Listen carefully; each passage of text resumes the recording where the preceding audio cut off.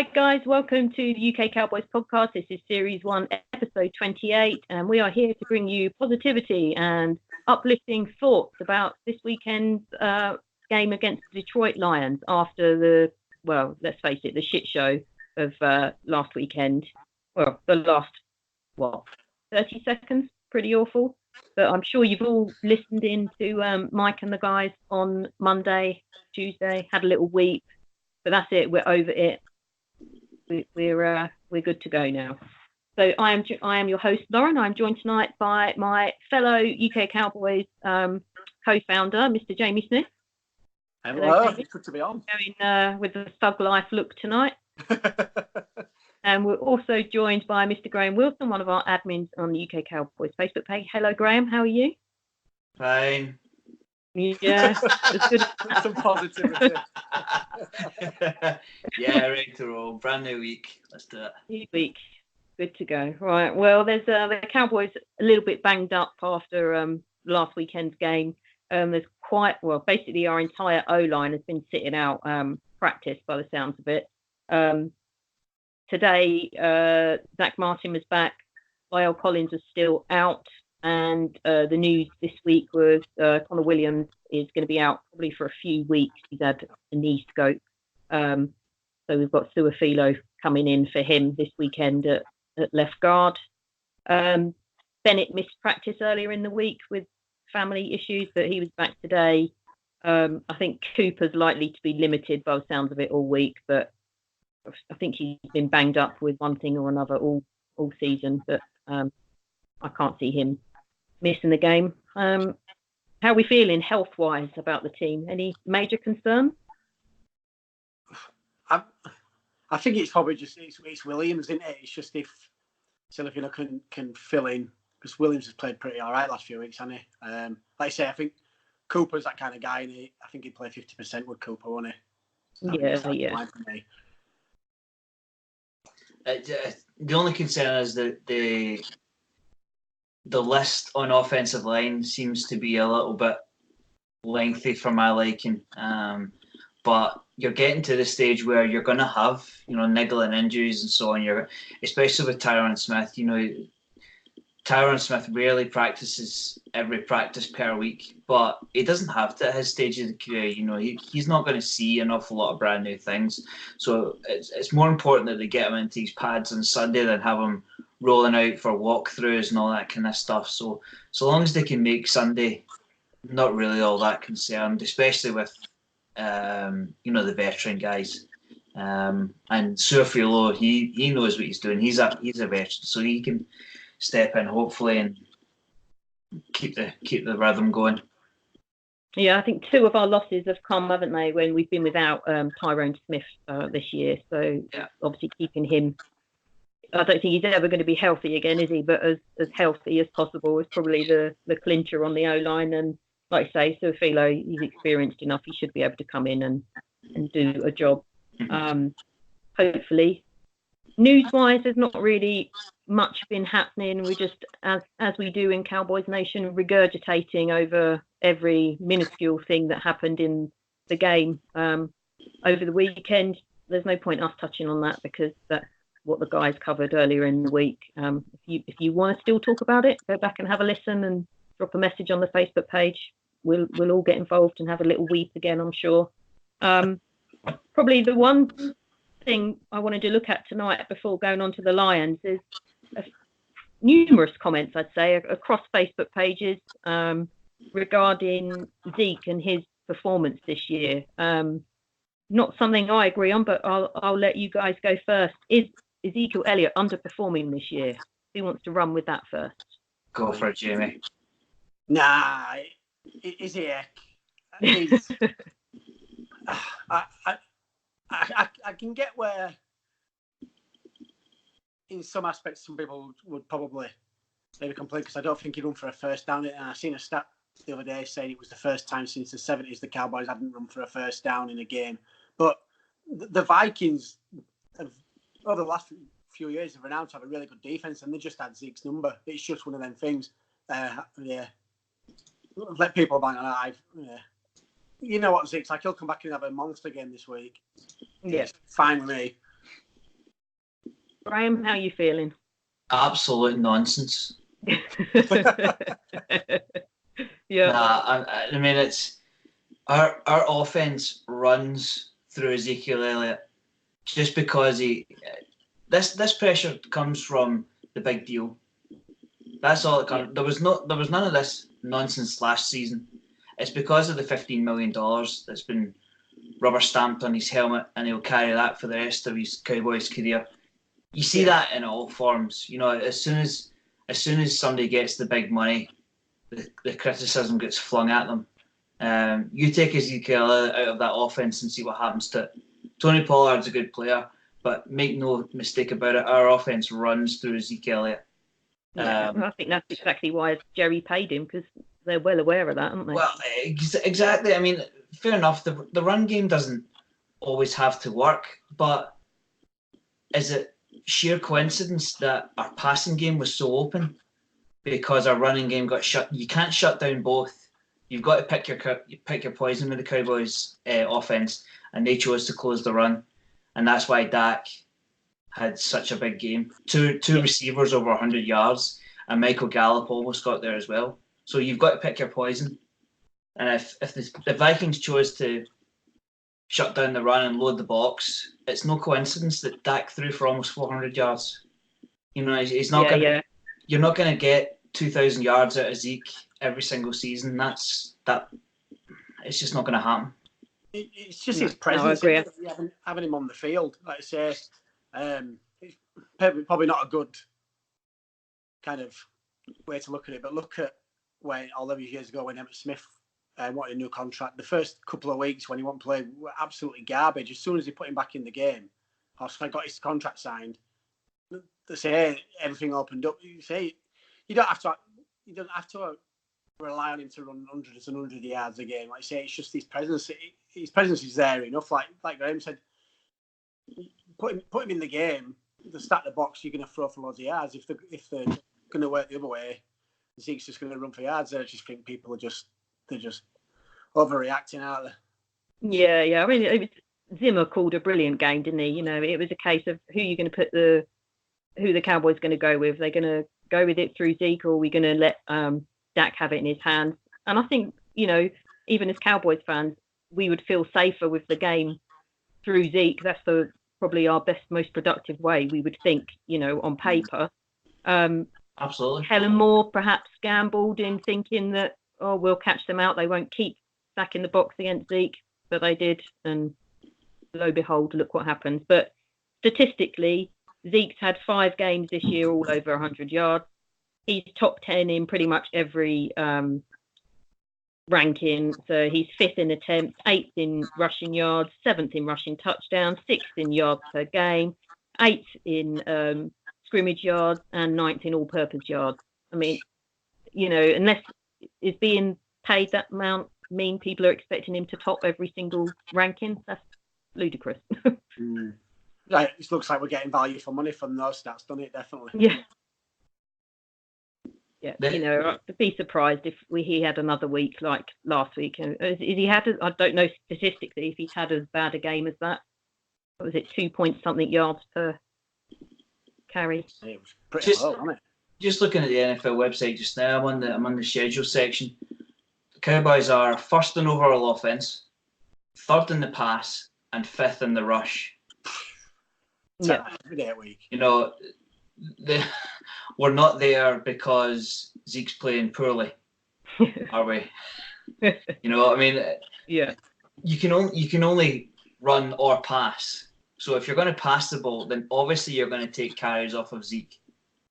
You can't have it both. You can only do one. No, and as well, we've got a much more, for the first time in a while, we've got a much more balanced offense. I think, you know, we've got those, like you're saying, we've got those options to go with the pass in a lot more places than what we've had in a long time. So, yeah, take some yards off of Zeke. He's going to be the first one to happily give them up if that means, you know, better for the team. I think all of this is coming from that Vikings game when you hand the ball to Zeke in that scoring situation. the blame is automatically going to Zeke because they didn't call a pass. Yeah. With Dak being red hot, it could have been Dalvin Cook in that backfield. If he doesn't get in that end zone, he's going to get all the abuse. That just comes with wearing a star on your helmet. Yeah. It's as simple as that. I took it on the flip side as well. Like you say, Zeke's come out of the game and it showed again that if anybody's going to doubt Dak and can he carry this team if the run goes to crap, it just shows that he can. I think we discussed the other day anyway. Had one of his best games in the Cowboys jersey. Oh yeah, I mean, I'm hard pushed to think of many better than. It's so disappointing it came in a loss, really, isn't it? Because he was, a man mountain. I thought on Sunday or Monday, whatever day it was. I've always, and I know we've always discussed it, Lauren. Like you say, I've always been an advocate of Dak, and I know a lot of people have, and it just showed again why this team's going to go places with Dak, and if we can get it right week in, week out, and just cut out some of the little issues that we have every now and again, penalties, etc., this team can go pretty far. Yeah. I mean, I think we've lost 4 games for a total of 18 points. Take the 10 points off of the Packers. You're talking. Yeah. It really is those one decision in each game, and it could have easily been a different result. I think there was. I've seen another stat as well. It was about Dak, and it was saying he's rushed for. He's made at least one rushing attempt in every single game in his career for the Cowboys, apart from 4 games. All 4 of them we've lost. 3 of them were this year. Wow. That is crazy. Right. Well, we've put that to bed. We're all safe to say we're all agreed on Ezekiel Elliott. You are not underperforming. You've got our UK Cowboys seal of approval. There wasn't much an argument against, was there? I mean, no. So on to the Lions this week. So the Detroit Lions are 3-5-1 for the season. Now talk about a funny old team. Their victories have come against the Chargers. Bit of a surprise, who've probably been underperforming a bit this year. The Eagles, thank you Lions, we love you. And the Giants. Well, most people beat the Giants. They've lost to the Chiefs, Packers, Vikings, Raiders, and Bears, and they tied with the Cards. So, the Lions are a funny old team, aren't they? Yeah, they seem to have like a couple of years where they're really good, and then a couple of years where they're really bad. It's really. I always thought Stafford was going to be the guy that we went for to take over from Romo, that kind of gunslinger. Yeah, I like Stafford. Yeah. So probably the major talking point is Stafford obviously missed the game last week. He's not yet practiced this week. It sounds pretty touch and go, but I guess they'll just keep it under their hat as to whether he's good to go. But Jeff Driscoll, his backup, had a pretty dire game against who do they have? The Bears? Yeah, they lost in 2013 to the Bears. Yeah. So I think safe to say we'd all rather face a Staffordless Lions team. I don't know if you've seen any of their games. What have you guys made of them this year? Kind of expectations. I mean, they're rock bottom of NFC North. Have you seen much of them, Graham, with your dad being a Packers fan? Nah, not really. They're, like you say, funny old team. I mean, I'm just looking at their stats now. Thank goodness they've got Matthew Stafford because their running game stinks. Their top rusher is Kerryon Johnson, who just happens to be their top receiver. He's got 308 yards on the ground with 2 touchdowns. So, good God, have they got to throw the ball? Yeah. Pressure. And people on Stafford. Underperforming. Yeah, I was going to say, I bet they'd love an underperforming Zeke, wouldn't they? I don't know. Have you seen anything of him this year, Jamie? Not massively. I always watch the highlights each week, and like you say, when Stafford's in the game, it seems like Galladay kind of comes into his own, and them two together just look phenomenal. Like I say, if you can keep Stafford healthy. Yeah. I mean, they're a real threat because I think he's top 15 receiver this year, Galladay. Yeah. So I think as well. I think Golladay got 8 touchdowns and Marvin Jones has got 6. So they've got a couple of good receivers there. But yeah, I haven't got a clue what's going on with their run game. To be quite honest. I suppose look at it. At least they're not Bengals this year, are they? Well, they're not quite. You've always got the Bengals to rely on. Hey, and the Dolphins are undefeated in November. Oh no, they'll be having a massive tailgate party, won't they? Only undefeated season and only undefeated month.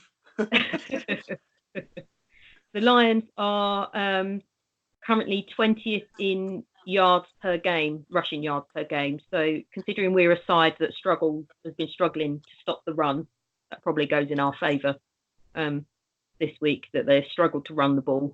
So. Yeah, I think because the front seven seems to be getting a lot more pressure as well. I know I was a bit critical the first few weeks, but they all seem to be clicking a lot more now. Yeah. I don't know if they've just finally get it, or it's just the piss that they've had this hype about them and they've not kind of lived up to it and they've just exploded. Yeah, I think probably we were all a bit guilty of over egging the D. I think even the Cowboys media guys have come out and held their hands up and said, yeah, we thought they were going to be a lot hotter than they have been. I had a look. I mean, it continues to be the age-old problem for the Cowboys that we don't get enough takeaways. We've had 12 this season, and the Lions have also had 12, so we're on par with them. Yeah, I know. When I was on the other week with Mike and was saying it'd be nice to see the secondary kind of get some more takeaways because they've been playing at such a high level. They're just not getting that recognition, and it's a shame. And I don't know why they don't get it because people talk about other teams' defenses, and again, the Cowboys don't get any recognition. Yeah. Just again, if our tackling leaves a lot to be desired, I think I can't remember the numbers off the top of my head, but they were pretty horrifying. The number of missed tackles against the Vikings, pretty shocking. The Lions defensive coordinator came out this week and praised Dak, Zeke, and Cooper as one of the one of the best trios. He says he couldn't rank them, but they'd certainly be up there. What do the Lions do? How are they going to shut us down? Do you reckon they'll go for the Vikings effect and try and shut down Zeke? I think they probably got to do, haven't they? Just for the fact I had a quick nosy at their secondary, and I can't remember seeing one that had more than one interception this year. So I think against the pass, they're pretty drab out there. So I think they're going to have to kind of pull a Vikings out there because they're not going to stop Dak, and especially Cooper with how he's been playing. I think they're pretty beaten up as well. Their defensive unit at the moment. I know Darius Slay's been out for a couple of weeks. I'm not sure if he's going to be back. Gone are the days where we're facing Ndamukong Suh against the Lions. And then I'm thinking as well, are they against with Stafford being banged up as he is, do you really want to put him back in this week against a defensive line that's starting to find its rhythm as well? Yeah, I mean, they're not exactly fighting for playoffs, are they? They're not really in a position for that. Graham, I don't know if you want to carry on with any thoughts on the Lions, how they're going to stop us or anything like that. I just wonder if there's blueprints being drawn up on how to beat the Cowboys. Mm-hmm. I mean, if I was an offensive or a defensive coordinator, I'm thinking, right, we're going to run the ball up the middle, and I don't know. On defense, I'm not sure because it all depends on what offensive line turns up for us. But on Stafford, I think they're going to have to put him in. I don't see the Lions beating anybody without him. Especially it being in Detroit as well. They will see themselves as outsiders, but you just wonder if the Lions fans are getting a bit frustrated, and I don't know if I don't know what their head coach situation is, but it's Matt Patricia. He's gonna want to win. So I can see Stafford going back in. If it's 50-50, I think he'll go back in because they're not going to beat us on the famous last words, but I don't think they're going to beat us. I can hear my Packers preview ringing in my ears right now. But maybe that is half the Cowboys' problem at the moment. Maybe we underestimate teams. I don't know.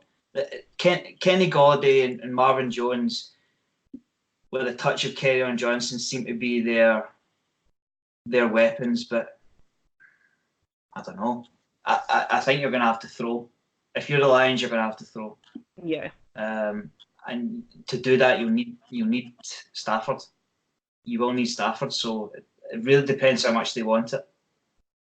What about key guys for the game? I mean, I guess we probably all agree that Stafford's the one for them if he plays, and it's a completely different game, really, isn't it?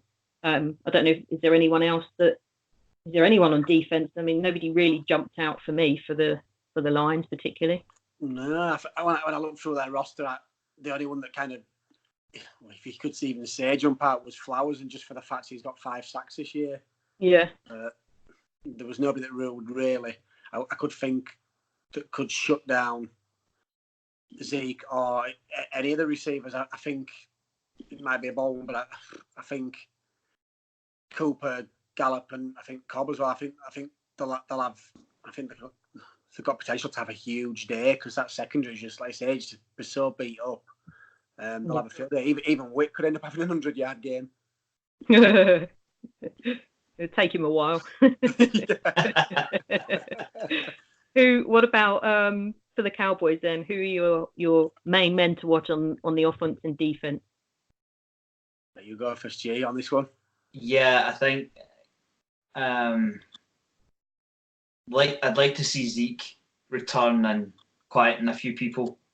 I'd like to see Zeke get over 100 yards and a touchdown. Just being on the road, typical on the road, quiet the crowd, kill the clock. Same things we seem to say every single week. But that's Cowboys offense. That's the way we play. And if those things are happening for us, then it tends to go particularly well. You saw that the run game kind of got choked up last week and we lost. So it tends to live or die by the run. Just touch on their defense. Nothing in particular jumps out at me from last week. I think Jamie mentioned Trey Flowers. But I don't know whether it's the 4 losses that are starting to ring in my head a little bit more, but these are the kind of games where see a slow start, being on the road. These are the types of games where we get caught out. They're banana skins. And you just wonder if Stafford comes back in with that huge arm, particularly with the GOAT being on the injury report, you never know. Yeah, I'd say I had this game down as a loss in my preseason game, just because they're a funny old team. Like you say, Stafford with his arm, Lions at home. You just don't know. But then the Eagles didn't expect to lose to him, did they? Well, exactly, yeah. Yeah, exactly. I'd say it's not a given, certainly. Yeah. What about you, Jamie? Offense or defense for the Cowboys? I'm in terms of offense, I'm going to go with what Graham said. I just think after this, the game that Zeke had last week, he's just going to want to show that it was a fluke. Do you know what I mean? That the Vikings just drew up a really good game plan. I think we'll see him given the ball quite a lot, both in the passing and the running game. On defense, God, you could name anybody, couldn't you? I'm going to go with. I'm going to say someone like probably it's like I want to say Jones. I want to say I know we touched on it a couple of minutes ago. That secondary just to get some interceptions, just to kind of back up why they're not getting the recognition that they should do because they've been pretty good this year. So yeah, yep. So any one of the safeties. Yeah. Right. What's our hot take for the game? Can be anything, a prediction, an event. I've given you some sticks. I'm going to go. Maha's going to go 100% this week. Oh, God. I've done it. I had to do it. I was all. I know we were touching off it on air earlier today. What you're saying, I'm giving him some crap, but then I'm feeling bad for the guy because I've done his bad mouthing for weeks. So yeah, he's going to go 100% this week, and I'll forgive him for nearly hitting us with the field goal last week. Oh God. Graham, what are you going for? Right, I'm going to try and end on a more positive note because I've been a bit down and out. So here we go. Right, we do tend to bounce back, and I think. Well, I think by the time Sunday comes, I don't know if they're going to put Stafford in. I mean, the more you think about it, he is their franchise, and if he's not practiced all week, then I don't know. Maybe they might keep him out. So that's going to give the ball back to us. So I'm going to be a bit more positive than I started off the show, and I'm going to say that we're going to have Zeke over 100 yards, and we're going to have other receiver over 100 yards. Both of them will end up with touchdowns, but we will go into the half behind. Ooh, I like it. Because this slow start is not a fluke. It's happened too often for us to, just it's a slow start. Never mind. We'll sort that. We'll sort that for next week. And next week comes and the slow start. We'll sort it next week. Slow. It just, I don't know what it is. It just seems to happen. Whether it's, I don't know. They just need a bang on the helmet or something like that. It just, I don't know. But we were in the game last week. It doesn't seem to. It would just be nice if we had the quick start and got ahead. It would make games so much easier. But we have the offense to compete in games, even with the slow start. So I don't think it's that much of a concern. I just think it would be nice if it didn't happen. But we can deal with it. Yeah. I mean, I think if we overcame those slow starts, then we probably wouldn't have been in so many tight losses. But there's also been other events in the game that have been those poor decisions and whatnot. Talking of poor decisions, moving on to our mailbag, one of the questions from John, he said most people are blaming Garrett for the bad play call at the end against the Vikings. Do we think it was his call over Kellen's? And if we don't make the playoffs, is it time for a new head coach? I don't know if anyone wants to run with that. I want to start with the first part. I mean, was it Garrett's call? I mean, there does seem, it doesn't tickle me a bit that on social media that all the good calls are Kellen Moore's and all the bad calls are Jason Garrett overriding Kellen. Yeah, it's funny that, isn't it? Yeah. Do you not think he has dropped Kellen Moore yet? It was like he was trying to deflect the blame, wasn't he? And then he even said about saying Austin had the opportunity, and I never noticed at first. But if you actually watch the video back, you can see him all the players carry on with him for not going, and he points to the sideline to say, "I was told to do it." I think that was, and I think it was Garrett. Personally, I don't know. And the thing is, we're never gonna know.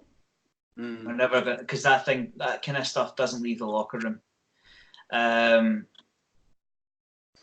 Just touching on it, I don't know if you guys picked up on it or not, but we were inside their half, and I take a big interest in the clock. I mean, we all do, obviously, but just watching the clock in that particular kind of situation, there were a couple of times where we snapped the ball with 20 seconds left on the play clock. And you're thinking, right, we only need a score. We've got just under 2 minutes, all our time out sitting there. And I think we were in their half at the time. And I thought, what? Why would you snap the ball with 20 seconds left?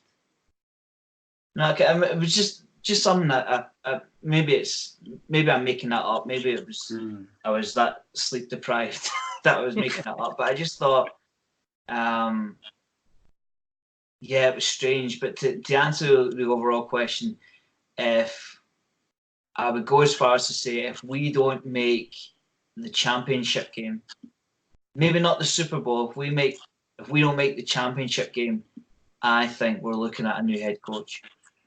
Yeah, because he has had long enough, and you can't get over the fact that he has 4 months left on his contract. Because if he goes out, just for hindsight's sake, say he goes out and he does win the Super Bowl, there's no commitment to the Cowboys. If somebody comes in and offers him stupid money, there's nothing to keep him in Texas. So I don't think they're all in on Garrett, and I don't think I'm going to go as far as to say I don't think they can believe. I don't think Jerry thinks we're going to the Super Bowl this year, because if he did, Garrett wouldn't have 4 months to run on his deal.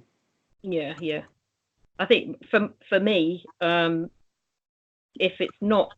if they're done with Garrett, which if we don't make the playoffs, they've got to be, it's a no-brainer.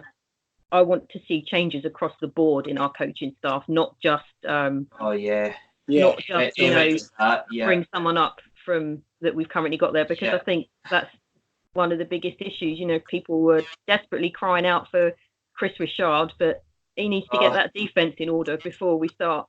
I think we need a big change. Garrett's brought such a great. He's brought a lot to this team, which I think perhaps goes by the wayside with some. He's rebuilt the roster. A lot of the improved draftings come from him. The players play for him, whether we accept it or not. But we're just not going past over that hump now. And I would want someone completely fresh in, not bump someone up that's currently on the staff. Yeah, I totally agree with you, Lauren. I mean, I think we've had so much internal promotion, from Wade Phillips to Garrett to, it seems to be next man up even in the coaching staff. But see, this is the thing. I mean, the Seahawks didn't let Chris Richard go because he was ready to be the next defensive coordinator. Yeah. They obviously didn't want to put him in that position. And if there's an offensive coordinator out there or a defensive coordinator out there, he has to be waiting on a job, because why would you put your head coach in if you knew that your O coordinator or your D coordinator was going to be the next big thing? Yeah, very true. Do you know what I mean? Like, if you know that somebody's going to be the next Bill Belichick, I mean, I know that's a bit far, but the next super head coach, you're not going to let him walk out the door. Yeah. I think the only issue I had, and I know we touched it during the week in the admin group, and he's a nice guy, and he like Lauren said, he's done a lot for this team, but you could probably arguably say that this roster is the most talented roster we've had in these 10 years. I think how was it 2014 or 15 when we lost to a bogus call against the Packers. You could probably say that's probably the next best thing, and who knows, for that bum call we had the potential to go all the way, and I'm just worried that he's going to waste another, or not even just him. I'll probably like Laura said, across the board they're going to waste what is probably the best roster we've had for 10 years, and then we're just going to go back to the square one and have to rebuild. And like I say, if we're going to make changes, do it across the board. Yeah. Fresh ideas in both sides of the ball. Yeah, I mean, I do feel that we've got a young enough roster at the moment that, say it don't work out with Garrett this year, he's gone. We're probably at peak age, to get someone in. But we then, on the other hand, we're going to be bringing someone in who wants to put his own stamp on things and completely change the roster. I don't know, and I don't know who the right person would be. I think I find certainly in social media and Cowboy circles, they just jump on whoever's. They just tend to regurgitate names from whoever we've seen say things. Isn't it Lincoln Riley's name? Yeah, he seems to be the only one. But then he's a college. He's one, so you're going to need to give him a couple of years to kind of stamp his authority on a team, aren't you? You need someone who can come in straight away and hit the ground running. I mean, you only have to look at our opponents on Sunday. Matt Patricia, he had a cushy little number in New England, and he left obviously to be the head coach, to be the main guy. Is he burning it up in Detroit? Mm-hmm. Yes, no. It was same with Josh McDaniels, wasn't it? Absolutely, a men's coordinator. You chucked him in Denver, and he absolutely screwed the pooch, to put it as a politer term. Yeah. Yeah. By drafting Tim Tebow. Hey, come on, nothing on Tebow's a legend. Yeah. I mean, sometimes I mean, I think what would interest me is obviously Jason's always been a Jerry guy. Now, I think we've seen over perhaps the last 2, maybe 3 years, Stephen taking on more and more of that GM role away from Jerry. Were Garrett to go and we got someone in, is this person going to be a Stephen man rather than a Jerry man? Yeah. Because I think Stephen's a little bit more tight-fisted than Jerry. He certainly seemed to tame him. I mean, there's probably thanks to Stephen we've got Zach Martin on our team and not a former Johnny Manziel.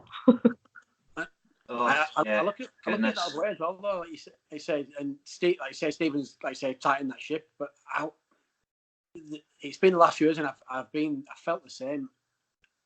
I'd love to see Will McClay as GM. Yeah. The problem with it is, even if we were to bring in somebody brand new, right? You go through the roster, particularly in terms of salary cap, and by the off season, you're going to have, presumably, you're going to have your quarterback, top receiver, pass rusher, running back, three offensive linemen, and Jalen Smith, all locked in. So there's not a great deal of movement there. No. These guys have all got long-term contracts. It's not like, I don't fancy him anymore. Well, that's going to tear up our cap, so you can forget that. Yeah. The idea is going to. I think if they do replace Garrett, it's going to have to be an offensive mind, because I mean all of our kind of firepower and our cap is on the offense. Yes, it's but do you know what? Nobody springs to mind, and I'm not one for bringing in college coaches. I don't think it works particularly well. They're the devil, eh? Yeah. It's. I don't sound very clear, but at the moment, Garrett's on the hot seat, but I don't fancy putting anybody else in that hot seat. There's no great might. I mean, just look at the Rams. Even the Rams are flailing at the moment. And they went all in, didn't they, last year? Came up short. Yeah. Now look at them. You know, his name escapes me. Sean McVay. Sean McVay. He was the whiz kid last year. Yeah. Now it's like, well, you know, a couple of injuries here and there. Todd Gurley goes down. You know, do you have to bring in Jalen Ramsey to fix this? And do we have to mortgage our future to bring in Ramsey? And all of a sudden, the questions start flying after a couple of decisions. So that's how quickly things can turn in the NFL. It's crazy. We saw it last year, didn't we? After we went on that winning streak, you know, it was everyone had their pitchforks that they're ready for Garrett. Then, oh yeah, goodness. You know, but then we turned it around. But yeah, it's a tough one. I don't know. I kind of feel that it's the end of the road for Garrett, but I don't know what the answer is. I wish I did. I don't know. Do you guys kind of feel that? I mean, I feel like it's probably run its course with him. Yeah, I couldn't agree more. I think not normally, like you saying. I think you were saying earlier he's got 4 months left. If the Cowboys were all in on him, I think we would have heard rumblings of contract negotiations starting to take place, or even at least surface a little bit saying, look, the Cowboys have kind of filtered out and reached out to Garrett's people, and it's just not happened. Yeah. And I know Graham mentioned the championship. I think if we don't win the Super Bowl, I think he's gone. Personally, I just think he's had 10 years. If you look at every 10-year coach above him, that I think there's about 7 coaches that have been in their job at least the same amount of time, if not a little bit more, and every single one of them has won the Super Bowl. Apart from him, if anything, I think when we look about it, and if he does go, I think you probably look back and say, why did it take so long? Yeah. Probably. I mean, it's at the end of the day, it's that winning record, isn't it? When we've won, I think even when we've just about won, probably if we were in another division, it'd have been a different kettle of fish. Yeah, I think Brian touched on it the other day in when we were chatting in the group. He said just because he's in a saying when we spoke to him more, when we were out there a couple of years ago, it's absolute spot on guy. Do you know what I mean? You know what I mean? You can't fault his character, but nice guys don't always win. No, very true. So talking about regrets there, we had a good question come in from Steve. Will the Cowboys regret not signing Jamal Adams? We can wind to that net. Let's say, will they regret not signing one of the top safeties? Say there's Minka available, Fitzpatrick. Graham's shaking his head. Should we go to you first, Graham? No regrets there? No, absolutely not. Just ask the Redskins how their trade went down. Oh yeah. I am not for mortgaging your future on one player. Nah. There's too much that can happen. Yeah. There's too much that can happen. First of all, you've got to give up X amount of picks, and from what I'm hearing, it was a ridiculous amount that they wanted. They wanted Jalen Ramsey type numbers. No. Yeah, did they want Zach Martin in part of the trade? Yeah. Good Zach luck Martin with in that. a first, wasn't it, or something? Absolutely no chance. Said no, didn't they? Then they asked for Tyron Smith. Yeah. No. Might as well just give them our O-line, eh? Yeah, I mean, there's so much that comes with it. Yeah, he looks great in a Jets uniform, but any half decent player would, to be quite honest. You know, I mean, they're not playing well just now. They're not playing well just now. So first of all, you've got to give up your future, and then you've got to pay him. So he can join the queue behind Dak, who's looking at 30 million plus, and then you've got to pay Cooper, and then there's there's Adams waiting on. Goodness, I mean, 15, 16 million. Because see, as soon as you put that price tag on his head, he's going to think, oh, they think I'm worth this. Maybe they should pay me that much as well. Yeah. You know, either that or he's out the door. Yeah. What about you, Jamie? I think think the Cowboys of 6-7 years ago would have pulled the trigger and would have made that trade. Like I say, would have mortgaged it, and probably without making myself sound stupid, I don't think they'll kick themselves. Regret it. I think they'll probably be kicking themselves a little bit, knowing that they were so close to getting the deal done, that they couldn't get that safety that, you know what I mean, that was coveted. But I think when they look back at it in maybe a year or two time, they'll sit there and think, you know what, we made the right decision and we didn't mortgage the house, so to speak, to get in. Yeah. I say, because you've got to then pay him, but then you look at it, do you really want to be throwing all that money at safety when, like I say, you've got Cooper to pay, you've got Dak to pay. I know it's a few years off, but if Van Der Esch keeps taking the levels that he's taking, then you've got to pay Van Der Esch. So you've got to try and find that fine balance, and I think there's quite a few decent safeties coming through the draft in the next couple of years that you can probably say, you know what, we could probably take that. We could afford to take the risk of not mortgaging the house to get him. Yeah. I say I'd have absolutely loved signing him or Minka Fitzpatrick, but not for the sort of figures that were being bandied around. You know, you've got to be realistic. I mean, there'll be people that say, "Well, we traded for Cooper," and even though I doubted it at the time because his numbers weren't great, you could argue that you know what you're getting over wide receiver X who hasn't caught a pass in the NFL yet. So it's him or Cooper. When you start talking about multiple picks, it's like, well, you're talking about him and him and him for this guy, who hasn't played in our system, once paid. You know, everything starts adding up, and that's how good teams get to the Super Bowl, because they hit on their picks. Whereas when we start, I mean, you saw in the draft this year what happens when you take away a Cowboys first round pick.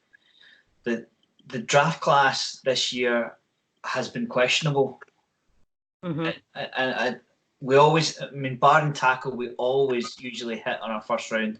As soon as you start taking that away, it's Tristan Hill isn't even dressing most weeks. It's concerning. Right, so that was probably not. We're not regretting. So final question, short and sharp answers, please. This one came from Martin. Colin Kaepernick, yes or no?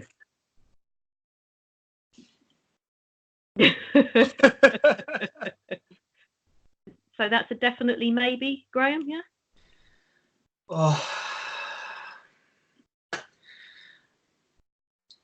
No. No, because have we not got enough drama? we do not need to put that pressure on Dak Prescott's shoulders. Absolutely not. Yeah. Colin Kaepernick should be looking at somebody who has bounced around between quarterbacks and hasn't found the answer. We do not need another voodoo doll to poke when you're talking about Dak Prescott. I mean, good grief. We had one particular post in the group. Yeah. You both know what I'm talking about. I'm not going to give it any more traction than that, but you both know what I'm talking about. Yeah. Unbelievable. Yeah. I mean, I saw your reply on the post, Jamie, about Kaepernick the other day, and I mean, I was in the same club as you. I don't know if you want to give your thoughts on him. Yeah, for us, I think it's a definite no. Like Graham said, I think we're set at quarterback. It would not. I 100% think he's going to land on our roster. He's probably better than, you could arguably say, 99% of the backup quarterbacks in this league. He's probably better than 5% of the starting quarterbacks in this league. So it won't completely surprise me if he gets to start for the rest of the season somewhere. But like you say, to mention the post in the group, I think he was hard done by the NFL. Just in fact, in terms of everyone everywhere says, when you're seeing people on the media and saying, look, stand up for what you believe in, regardless of what it is. He believed in what he believed in, regardless if you agree with it or not. And he stood up for it, and he got burned for it, which is a shame because then it stops people doing it. But yeah, I think he'll land on a roster, but it won't be the Cowboys. Yeah, same. I think he deserves a shot, but it ain't going to be this roster because it's not even like Dak's one who's touchwood gone down and been beaten up a lot. So just to touch on quickly what Jamie said, does he deserve to be on a roster? Yes. Is there too much baggage? Yeah, he's definitely top. I would say he's top 40 of the quarterbacks around. So he definitely deserves to be on a roster. But the drama, the publicity, the baggage. No, it's a sad state of affairs. It is a sad state of affairs. But let that be on somebody else. We do not need it. We do not need it. No, I mean, I don't know what teams you'd be thinking. Broncos to do with someone? Broncos, Dolphins. Well, with how bad the Bengals are playing, maybe even Bengals. Bengals, absolutely. That's a great shout. I think actually I saw the odds today. Bengals are favourites odd-wise for him to land with them. Because Dalton's finished. Yeah. The one thing I find completely crazy about the whole thing, if you look at it as a whole, that he's been out of the game for so long. Teams have looked at him or supposedly looked at him, and like you say, for whatever reason, nobody's touching with a barge pole. Yeah. So why all of a sudden a team's gonna want to sign him because the NFL have now realised the errors of their ways and gone right? We need to kind of try and rectify this because he's being blackballed. For what he's believed in. So teams are still not going to sign him. I don't think. Like I say, I expect him to do it, but what are the real chances of anything coming from this? It might even be next year that he gets a camp shot. I mean, I don't pretend to know the ins and outs of the race issue in the States. It's in this day and age, it's a terrible state of affairs. But you only have to look at the draft when the Dolphins gave up a second round pick for Josh Rosen rather than pick up Kaepernick for nothing. Yeah, absolutely. Yeah. Right. Well, there we certainly gave definitive answers to that one, didn't we? Cool. Right. Well, thank you for joining me tonight, guys. It wasn't really. I don't feel that positive considering this is meant to be our positive podcast. But let's hope that Mike will be on the show Monday, talking about a Cowboys victory. So the Cowboys take on the Lions at 6 p.m. on Sunday. So don't need much coffee this week. Me and Graham do because we've both got babies, but the rest of you're all fine. So thank you for joining us. Thank you again to Jamie Smith and Graham Wilson for joining me tonight. We are UK Cowboys, the #1 fan group in the UK for the Dallas Cowboys. Check us out on Facebook, Twitter, Instagram. We are everywhere. Tell your friends, share the show. Enjoy. Cheers, guys. 6-4.